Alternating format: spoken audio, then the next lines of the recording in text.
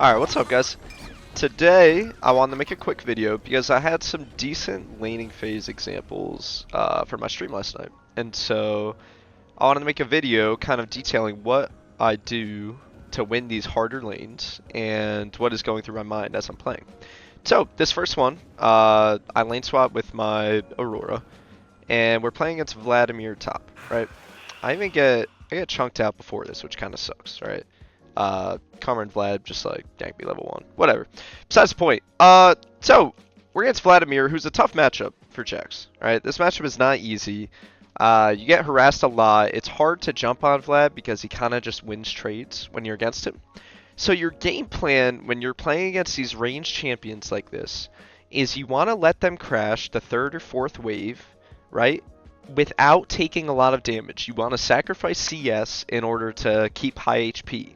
And then when you're playing the bounce, right, when you start slow pushing back into them, that's when you can start to trade and be more aggressive. And you'll see that's what happens, right?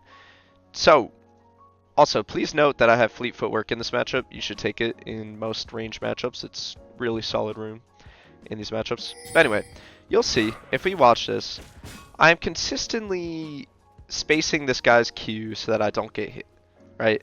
And I sacrifice some HP at times where it doesn't matter. If you take some damage level 1, it really doesn't matter because you have second wind, Dorn shield, and level ups give you health back. So it's not the biggest deal in the world if you take a little bit of damage early on. But you'll see here, right? Like I'm not walking up for these CS for like any of these minions. I'm using my fleet to get health back when I can. And overall, I'm just spacing out this guy's Q so that he can never Q me, right? Or never hit a big Q on me, I should say. Like a charged up one. We had level 2 on this minion. I think that's why I walk in this bush.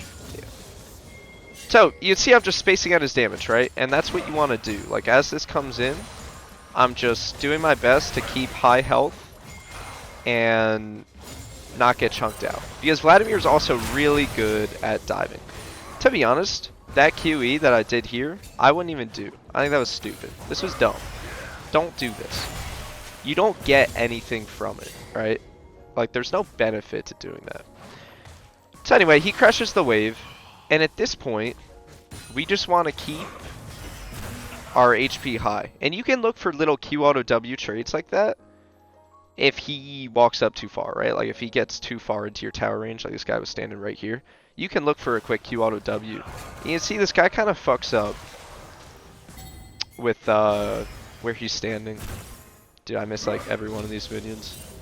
Oh, that's so sad. Now, something I want you to do, this is something you should do in a lot of your games, is try to stop people's recalls. Right, like I see this guy here. So I walk up to stop his reset. And this is really good, because now he doesn't want to recall. Or it delays him, which means that he'll have to use his teleport, or else he drops a wave, right? So when you stop people's backs, it basically fucks up their tempo, right? Because ideally this guy wants to be able to walk back and get here before we crash the wave so that he can kill us on our bounce back, right? Because the wave is bouncing back into him at this point, right? So Vladimir wants to get back and kill us on this bounce. He wants to kill us in this area, but because we stop his reset, he now has to teleport back.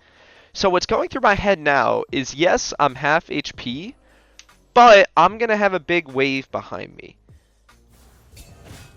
And so, because I have more minions here, and Vladimir comes back and he uses his TP, I also know that I will hit level 5 here before Vlad does, right? Like, we're pretty close. Off cannon, and I think one more minion will hit level 5. So it's okay to take trades like this. Even though this trade looks really bad, we hit level 5 in a sec here, and because we have such a big minion wave, I believe I go on him here again, right? We ding the level 5, and we kind of chunk this guy out and beat his ass a bit. Back up before his red thing comes back. And now this Vlad's in a fucked position. Because all we have to do at this point is just use the minions to get it into tower. This guy has no teleport. And yeah, we're just in a good spot. And this is the power of slow pushes in these range matchups, right? You can use the slow push and the minion advantage to trade in times where you like normally would think you're kind of in danger. Like if we go back to what's it called? I'll go back in a sec, but basically here, I'm not going forward because I don't want to take too much damage. I'm just kind of letting the minions do the work for me. Because we have until here to get this crashed. Now Vlad ends up deciding that he wants to hold the wave, right? This guy ends up pulling the wave for a while. And so I'm like, you know what, fuck this. I don't want to reset. Like, if this guy's going to pull the wave, I'm going to stay because he's chunked. So what ends up happening, if we watch this out, is I eventually get this crashed, and it builds a huge advantage for me, right? Because now Vlad has no TP, and I have TP. In a matchup which is supposed to be hard for me, I'm not down that much CS. I've gotten TP advantage. And now I can come back with item advantage while he's pretty chunked out and look to kill him in this area. And this will work against a lot of ranged matchups, right? This will work against, like, Aurora players, Jace players, Teemo players. If you just stay high HP on the first 3 or 4 waves when they crash them, and then fight on your slow push back, you can take winning trades and get them in a bad spot, right? Because most ranged players think that they just automatically win, but it's not true. They have to, like, play waves in a way where they're not, like, taking damage from minions while they're trading. It's hard to explain. But yeah, wave management still applies to ranged champions is basically what I'm trying to say. And so we end up coming back and using that item advantage to get a flash advantage, right? Like I reset, I buy a Negatron cloak against this guy. And yeah, we end up getting his flash. So now, in this matchup, a counter matchup where Vladimir beats JAX, I've now gotten TP and flash advantage. And I'm in a really good spot, right? Really good spot. I don't even think I did this perfectly.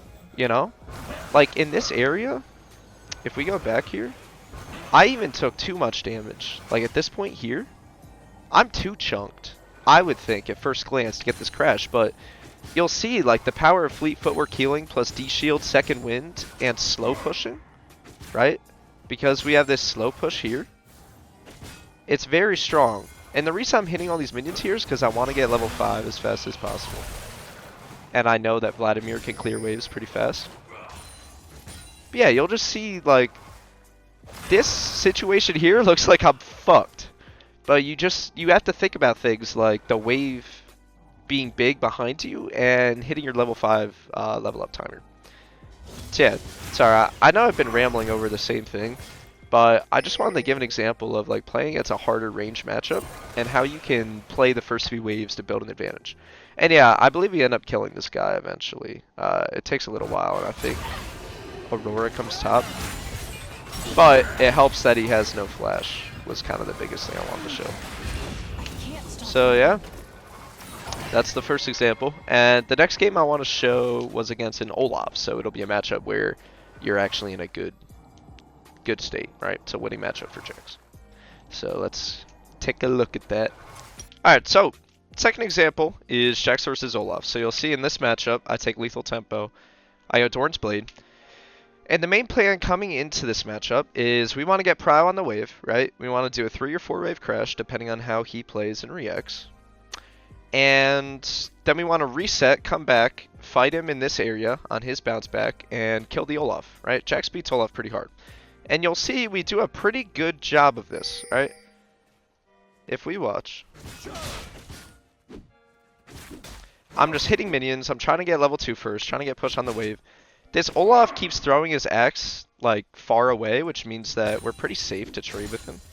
So I believe he misses an axe here, and I end up just going in and chunking him out pretty hard. Back up, because we don't want to fight him too deep in his minions. I see a lot of low elo JAXs do this, right? Like they use their E early, and then they keep running into the wave here, and it's usually just not that good, right? You usually want to like hit them a few times, pop your E, and then back up, especially if they're a Conqueror champion, because their autos will just deal more damage than yours. With Lethal, I think you can go for it, but I don't know. I usually just pop the E and walk back in those positions. So anyway, now we got our Q, and we're just slowly pushing this in. I believe I'm thinking I'm going to do a 4-wave crash here. I think that's what we go for. So we're just slowly hitting the minions, getting our levels up. I'd probably jump on him soon here.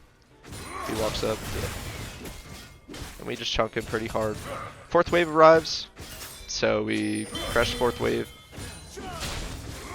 4th Unfortunately, Olaf's a pretty hard champion to dive, especially when he has Flash Ghost, so I just reset. I decided to just recall. And you'll see, in this position, this Olaf is fucked, dude. This guy took way too much damage as we were pushing it in. He has no mana. I'm going to come back with a longsword, I'm pretty sure. Oh, longsword dagger, even better, right? So I'm going to come back really strong. Okay, something I want you guys to pay attention to here. After you do a 3 or 4 wave crash, you need to watch the enemy laner, right? Because they're either going to do one of two things. They're either going to slow push, they're going to start a slow push and get it back in. But this Olaf knows that if he does a slow push, he's not going to get it crashed. He knows that I'm going to kill him here. So what this guy tries to do is fast push, right? He starts hitting these as fast as possible, throwing Qs. And so while I'm walking back to lane, I'm watching this. You want to watch this and see what the Olaf is doing, see what the enemy's doing.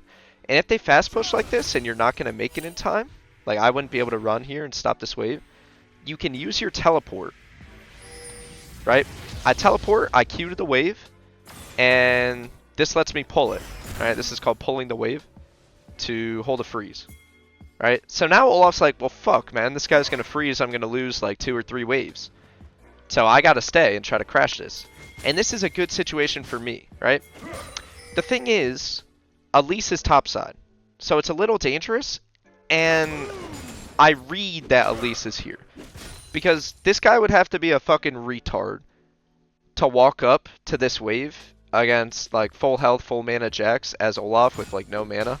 Like, this guy would have to be stupid to stand like this and play up like this. But he is, right? And so it was pretty easy for me to read that Elise is topside here. So what you want to do when you know the jungler is topside is you want to stay in a safe range. Like you can see, I'm standing way back here. But you want to still hold the wave. You basically want to waste this chick's time to the point where she has to walk up here, show herself, and help this guy crash the wave. Which is what happens here, right? We use our E, back up, get the cannon, and now she has to help him clear this whole wave, which means they have to share XP. We're wasting Elise's time. And you'll see I even go a step further after this, right? She helps him crash the wave. And again, similar to the Vladimir game, I look for him and try to stop his recall, right? So we drop a ward, and we end up getting a solo kill from stopping the recall. And this is something you guys can do in your games so often, dude. I swear, people will crash a wave, and they'll sit in like this fucking bush here, dude. Use your ward, stop their recall. Even if you don't get the kill, it fucks their tempo so hard that they just can't play. Like, it's awful for them. It sucks to be this Olaf and get your reset stopped like that, right? Anyway, we end up killing him and recalling. And now again, because of these minions being here, these waves will meet right here, which means Olaf has another slow push into me. So at this point, after you get here, you can just keep killing the guy on repeat. Literally, you just keep killing Olaf over and over and over. Because I have a Phage dagger. How the fuck does this guy have a Phage, bro? I guess it makes sense. So our advantage actually isn't that big. I think I get Phage, Dagger, Longsword. So we're up like 600 gold or so in items. Not the biggest advantage, but we should be able to translate this into more kills. Especially because the wave's going to be around here, which is a good spot to kill people. Unfortunately, my Galio and Hecarim decided to do some real fucking goober shit, dude.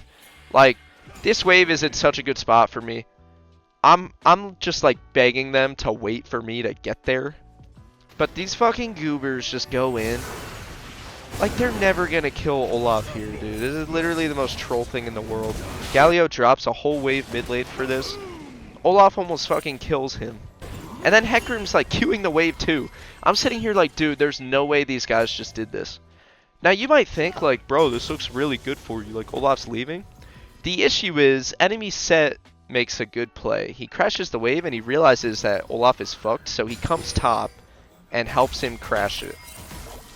Because I can't beat Set in a 1v1. Set is too strong at this point in the game for me to beat him. So there goes my entire lane advantage. Because my fucking goober jungle and mid laner did whatever the fuck that play was. Right? But the point still holds true of how you want to play these, right? In a matchup where you're winning, you want to do a 3 or 4 wave crash into their tower. Reset, come back with item advantage and fight them here. And in the last game, when you're losing, and you lose push level 1, like, it doesn't have to be a ranged champion. It could be Renekton, it could be Set, it could be, you know, maybe Darius if you have trouble getting prio early. The same idea holds true. You want to let them push in, you want to take the least amount of damage possible, and then on the slow push, you can start to trade with them and kill them more. But yeah, that's going to do it. I just wanted to show these two games real quick. I think they'll be pretty useful for you guys. I also had a Gragas game that was kind of a stomp, but I think I might actually turn that into a full video for tomorrow. So I don't know. I hope you enjoyed. I want to switch it up, do a little educational thing. If you did enjoy, I would appreciate a like and subscribe. Those help my channel a lot more than you know. And yeah, appreciate you watching, guys. Take it easy.